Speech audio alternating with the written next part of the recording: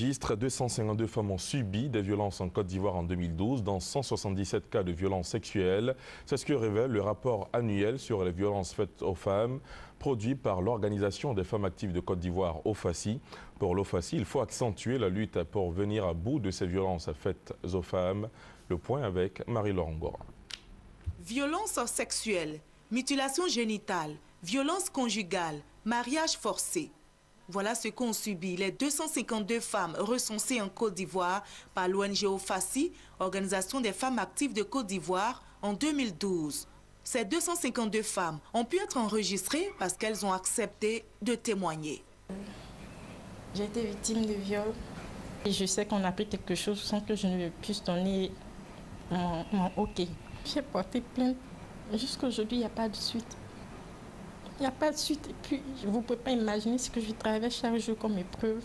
Je me souviens que je disais à mon responsable, je dis, pour moi, c'est fini. J'ai perdu ce que je devais perdre comme dignité de femme. Mais je parle pour les autres filles.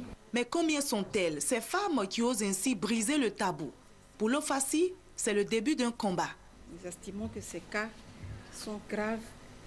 Nous disons aux pères incestueux, aux femmes qui pratiquent l'excision sur les petites filles, aux parents qui n'ont trouvé d'autre chose que de marier de façon précoce et forcer leurs enfants, que nous avons à OFACI assez fait beaucoup de formation, beaucoup de sensibilisation.